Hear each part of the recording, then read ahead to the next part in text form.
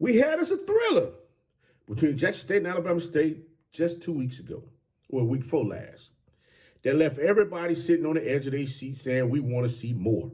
We need to see this game happen again between these two teams, because right now, the West Division ain't really hitting on much of nothing, because people feel like it's a little watered down. It's like, ain't no real competition going on over there. You got a bunch of teams that don't even have a conference win thus far, a division win thus far, and you're trying to figure out what can we do to rearrange this thing to make things go in a direction that would best suit the conference. Well, you know what? I heard the rumblings. Oh, I heard the rumblings. I heard the chatter. Yes, I heard the chatter. I'm hearing what everybody's saying, and you know what? I got a response. Yeah, I got to give y'all a response, because I know y'all like, Coach, what you think about what could they do some realignment? Could they change some things? Or could they drop divisions and just make it whoever has the best record play one another for the SWAC Championship? We're going to talk about it right after this.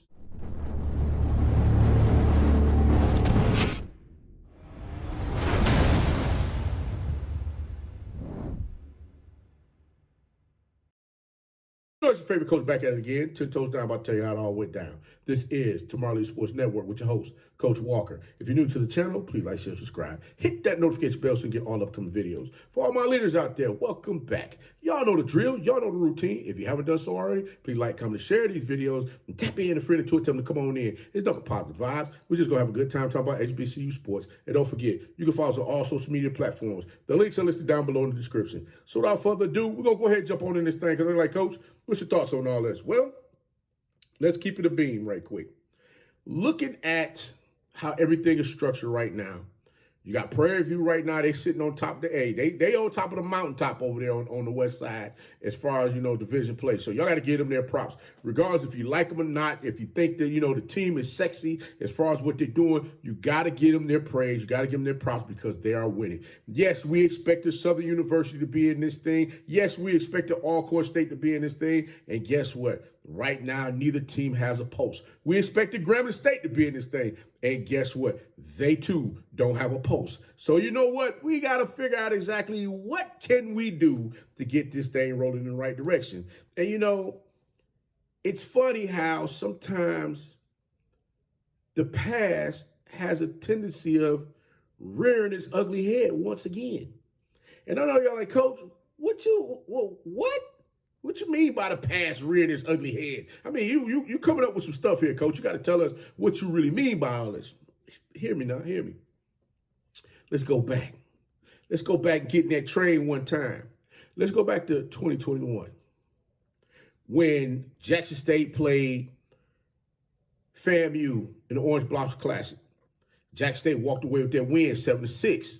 That was the same year that FAMU, if I'm not mistaken, they went and played in the FCS playoffs. And I think they played, Southern Louisiana University, in which they had all of the melee and the chaos going on, when they got to the field and whatnot, folks talking real reckless crazy. Y'all remember all that, right? Okay. We ain't got to keep going no further with that part, but we're going to stick to this here. And, people got to talk about the balance in the schedule. They want to see how the schedule could be balanced. What can the SWAC do to, kind of set things up to where it makes the championship game more enticing, to get teams to get out here and position themselves so that they can play for the championship. The best two teams with the best records in the conference should play one another. Well, you know what, guys? Let's be honest with one another. Some of us may know, a lot of us may not. And, we talk about them SWAC hours all the time. Boy, I remember when I first got into this thing, and boy, people used to talk about, hey, Coach, you talk about them SWAC hours. Or, you had some Yahoo out there want to talk about, oh, he talks like he's so passionate about everything, and he talk like he know what he got, what's going on, and he really don't know nothing. So you know what I said? Let me do something for you right quick. Let me go ahead and just find information for you so I can share it with you, so you can see exactly where I'm coming from with what I'm saying. And you know what? The crazy thing is, when FAMU and Bethune-Cookman came to the SWAC, they did the realignment. They did realignment. If I'm not mistaken, I think the SWAC was considering getting rid of the divisions back in 2017. Some of my SWAConians out there, y'all please let me know if I'm wrong or right on that part, hey, leave your comments down below and tell your favorite coach what's going on with this thing. Because I think I'm kind of hitting on something right there. But I just wanted to go ahead and put that out in the atmosphere because I think some folks is missing that point of view. But this is the thing.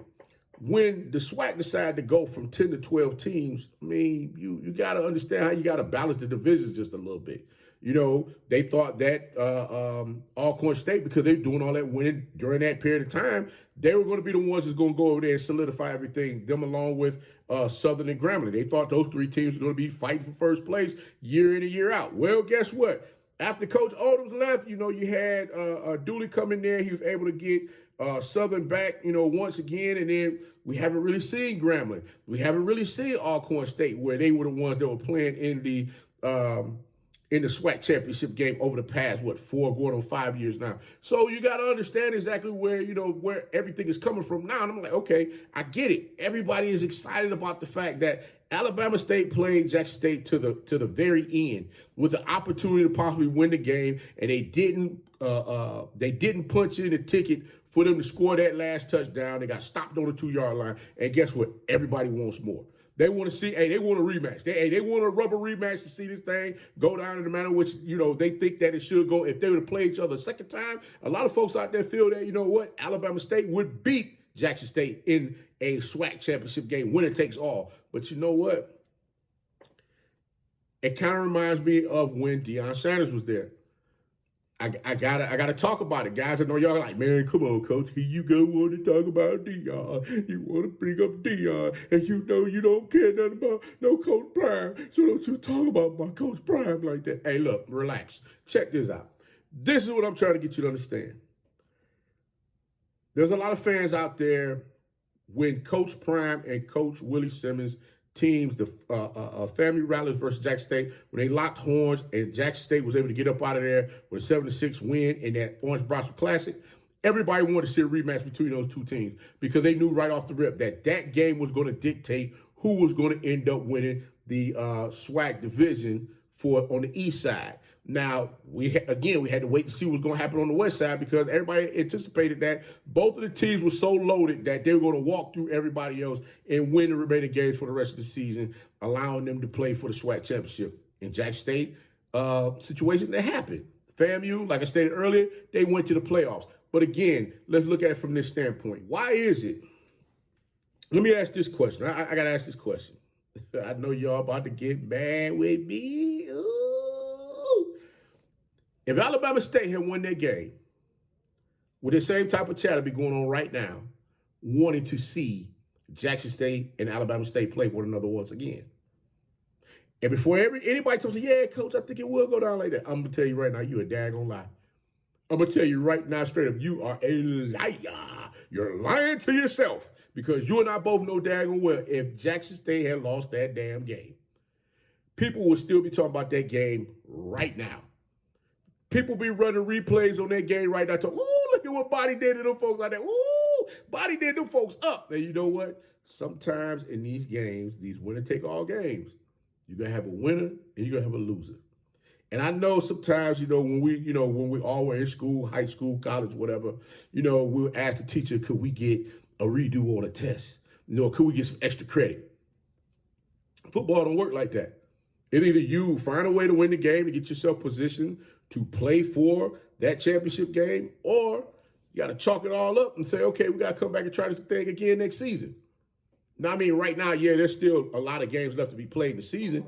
Never know what could possibly happen. But at the end of the day, these are the things that's going on. Like I stated before, everyone want to talk about one thing that I found online, talk about create competitive fairness.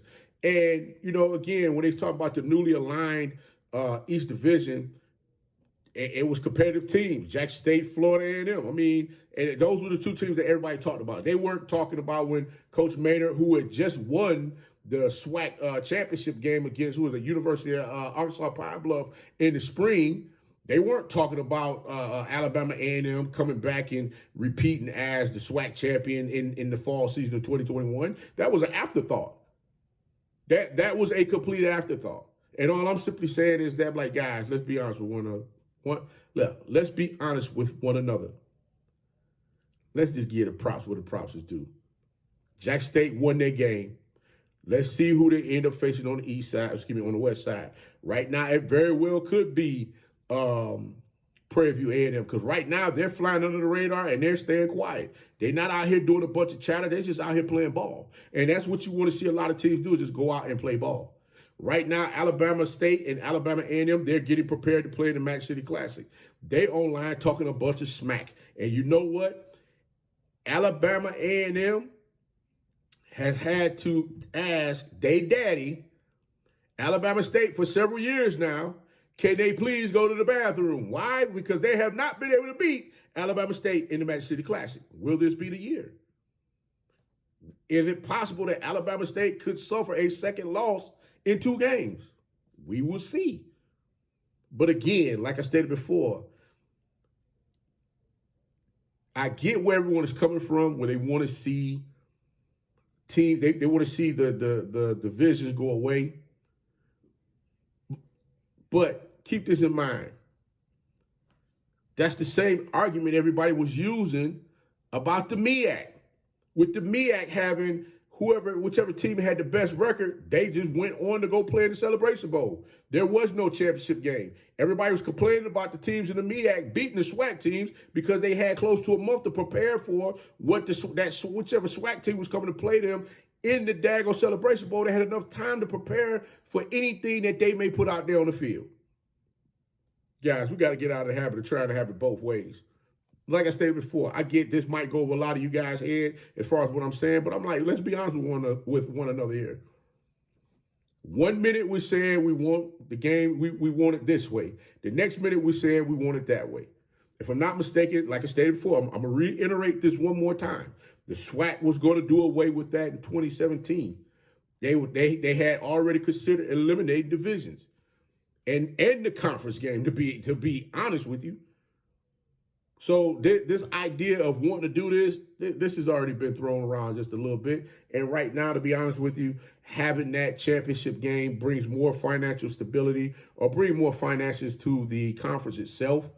And not only that, it brings more finances to the conference, bring more finances to the institution that ends up hosting that game. So it makes sense for that to happen. I get where everybody's coming from. Let's go ahead and set it up like such. But I don't even believe, I'll give you another for instance. Albany State plays Benedict College this year. Both teams are at the top of the conference as far as conference wins. What happens if one of those teams lose? That doesn't necessarily mean that one of the other teams will get to play. That doesn't necessarily mean the team that lost is going to have opportunity to play in the SIC championship game. Not only that, but what happens to the teams that everybody want to see play against one another each season, when those games no longer happens? Not what we're complaining about. I'm just asking the question. But leave your comments down below and let me know what your thoughts are on all that, because like I said before, I just want to see where everybody's mindset really is at when it comes to this. Is it that is it that people want to see a rematch between Jackson State and Alabama State for the championship because this game was so close and things didn't go in the manner in which a lot of folks felt that they should go? Or are we just drawing straws right now just to create conversation? I mean, I'm all for the conversation. I'm giving this to you right now. So like I said before, leave your comments down below. Let me know what your thoughts are on what I just shared with you. But guys, your favorite coach will go ahead and get up on out this thing. But until next time, be the one and lead.